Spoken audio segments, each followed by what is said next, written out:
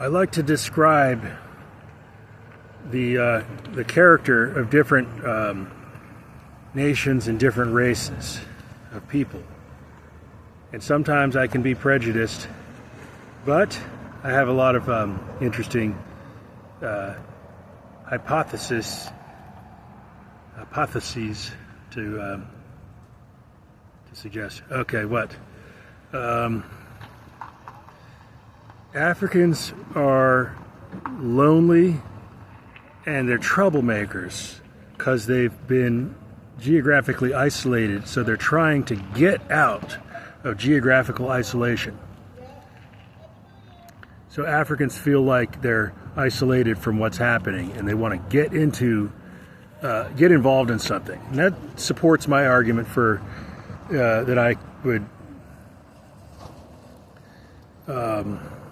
be the architect of invading Africa again. This time, though, with limitations.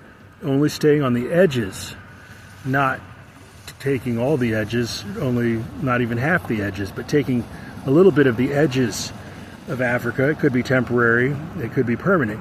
But Africans want international society. So part of the reason Africans are such a pest in their behavior in America is and also in Europe is because they want to get involved in international society. So they're like in their character, they're not always knowing what to do, aimlessly wandering, wanting to upgrade their status, wanting to be part of something.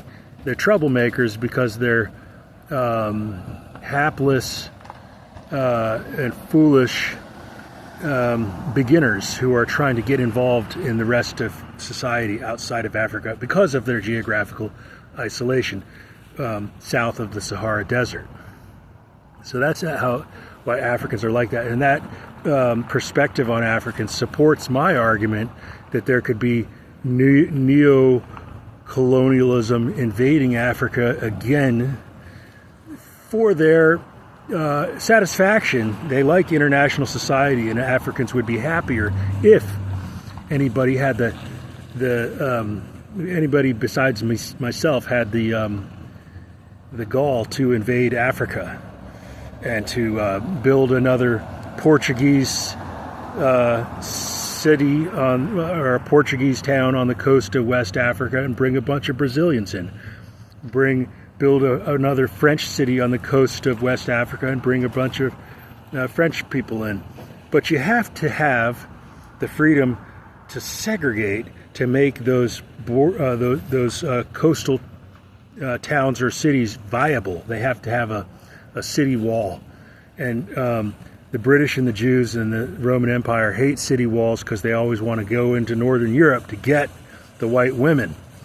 The Roman Italians and Spanish, the Arabs and the Jews and the Slavic, more so the Mediterraneans rather than the Slavic, they aspire to get a Northern European white woman, and so they say, no walls, no borders, no city walls. We hate city walls. The Jews are always saying that. We hate city walls. Well, that's because you've got a small brain and you want a woman from Northern Europe who has a large brain. So you hate the idea of a city wall or a national border fence keeping Jews from migrating from places like Russia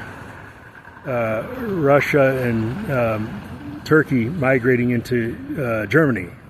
So that's why you hate a border wall, and that's why you always hate a border fence and a city wall, is because you hate segregation.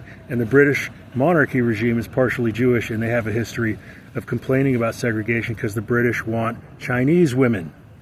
The white British men want Chinese women, and the Jewish, partially Jewish British men want access to all over the world. That's their tradition, but maybe they're starting to see the light because they're so sclerotic with their traditions, clinging for hundreds and hundreds of years after the traditions are no longer advantageous. So segregation can make things better for everyone, but it's not requiring segregation. It's not on the national scale, not necessarily. It's on small scale where there's a. Anyway, how to reorganize Europe? What to do with all those foreign nationals in London and Paris? You have to make international districts, and you have to put up some segregation barriers to restore the social order for whites. So that's all for now, I guess.